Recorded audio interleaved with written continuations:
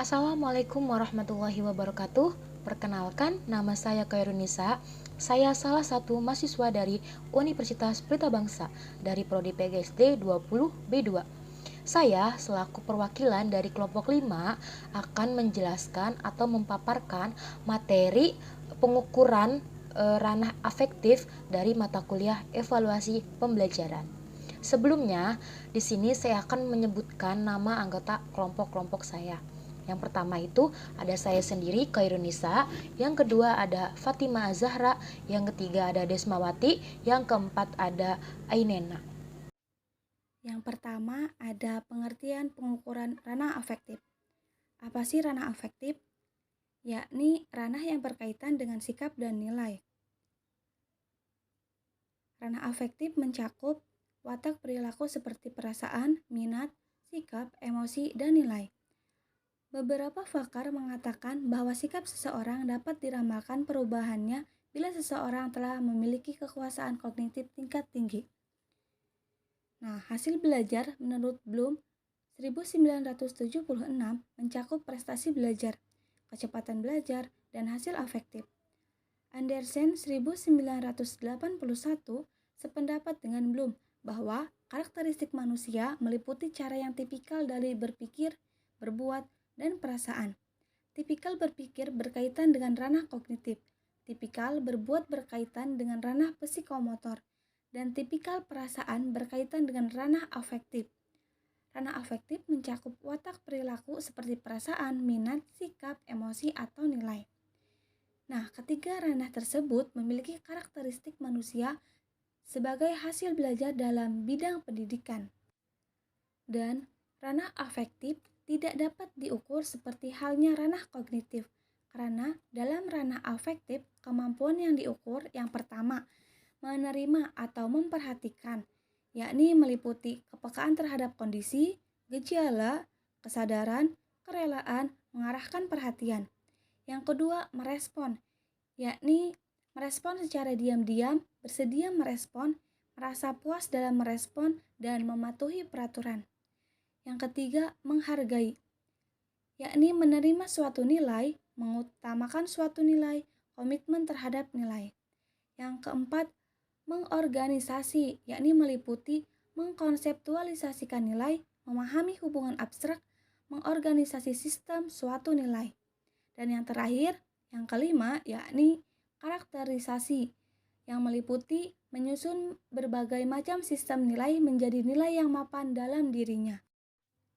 Selanjutnya, tingkatan ranah afektif. Yang pertama ada tingkat receiving atau menerima. Peserta didik memiliki keinginan memperhatikan suatu fenomena khusus atau stimulus, misalnya kelas, kegiatan, musik, buku, dan sebagainya.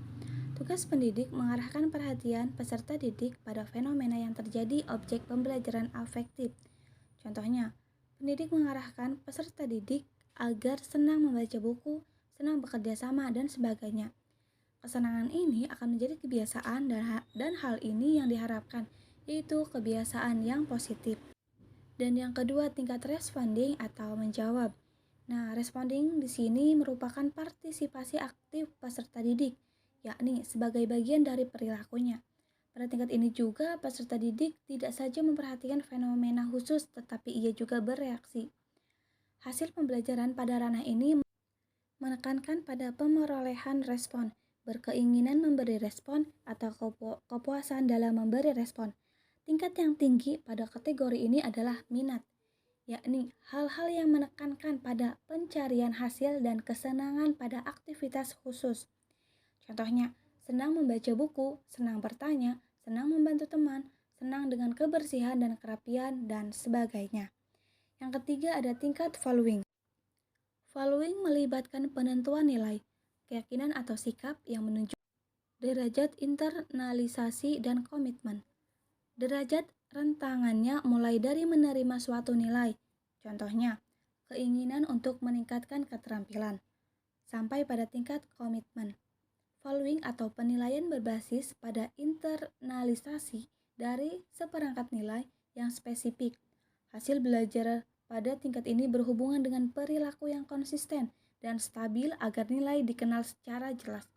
Dalam tujuan pembelajarannya, penilaian ini diklasifikasikan sebagai sikap dan apresiasi. Yang keempat, pada tingkat organization. Pada tingkat ini, nilai satu dengan nilai lain dikaitkan, konflik antar nilai diselesaikan, dan mulai membangun sistem nilai internal yang konsisten. Hasil pembelajaran pada tingkat ini berupa konseptualisasi nilai atau organisasi sistem nilai. Contohnya, pengembangan filsafat hidup. Yang kelima, tingkat characterization. Tingkat ranah afektif tertinggi adalah characterization nilai. Pada tingkat ini, peserta didik memiliki sistem nilai yang mengendalikan perilaku sampai pada waktu tertentu hingga terbentuk gaya hidup. Hasil pembelajaran pada tingkat ini berkaitan dengan pribadi, emosi, dan sosial.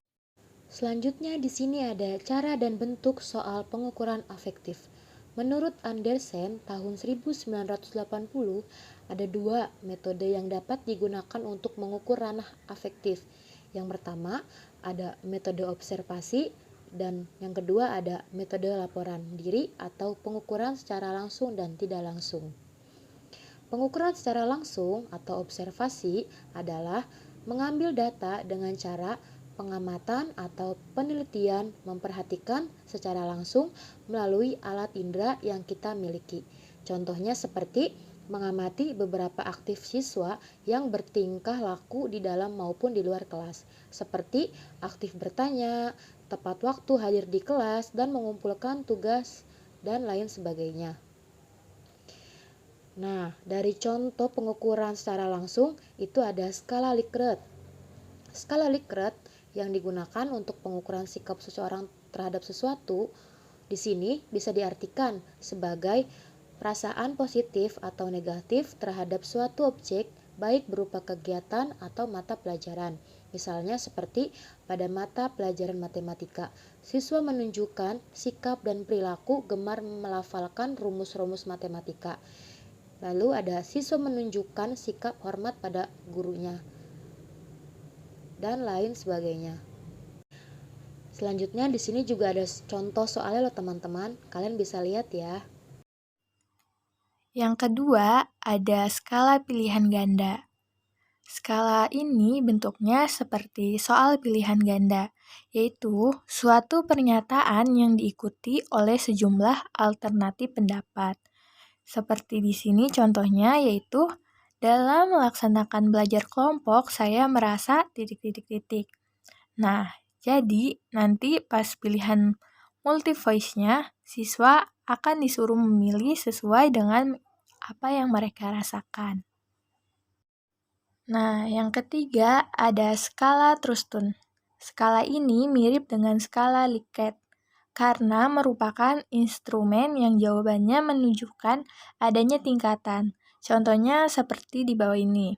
Nah, di sini ada angka 1 sampai 11.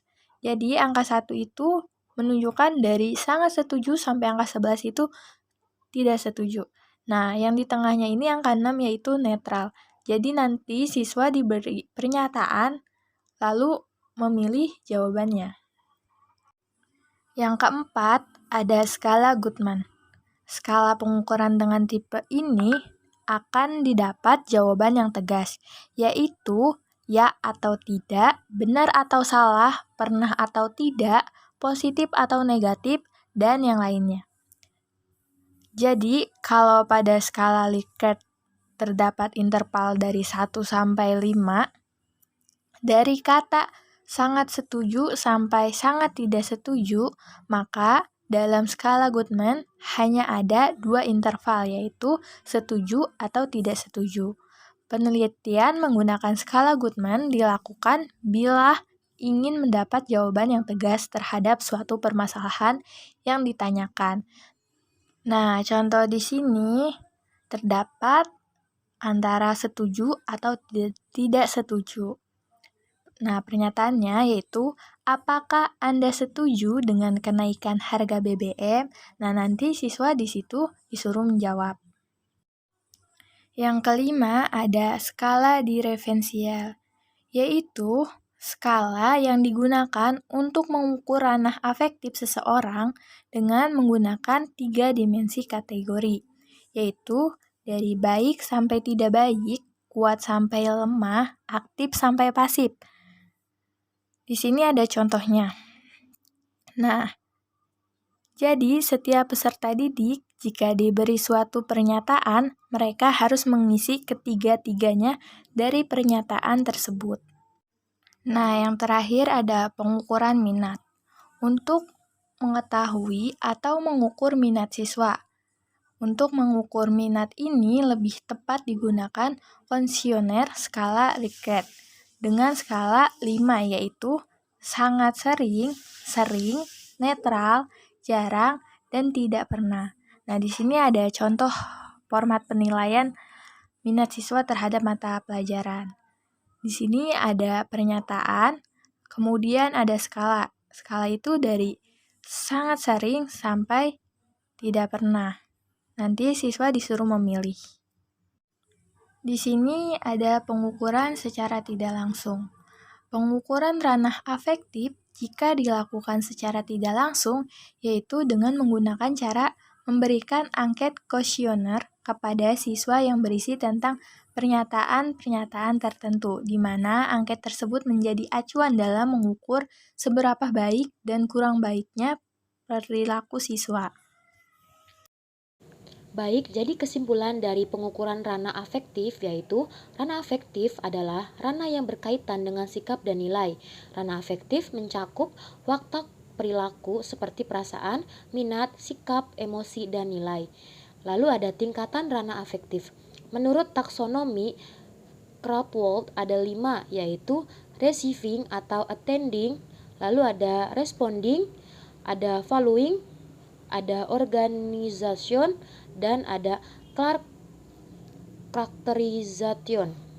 Dan yang terakhir ada 2 metode yang dapat digunakan untuk mengukur ranah afektif, yaitu metode observasi dan metode laporan diri. Penggunaan metode observasi berdasarkan pada asumsi bahwa karakteristik afektif dapat dilihat dari perilaku atau perbuatan yang ditampilkan dan reaksi psikologi. Metode laporan diri berasumsi bahwa yang mengetahui keadaan afektif seseorang adalah dirinya sendiri. Sekian, terima kasih. Baik, itu saja penampilan video dari kelompok kami. Mohon maaf atas segala kekurangan serta kesalahan dari kelompok kami. Saya akhiri, wabillahi taufik wal hidayah. Wassalamualaikum warahmatullahi wabarakatuh.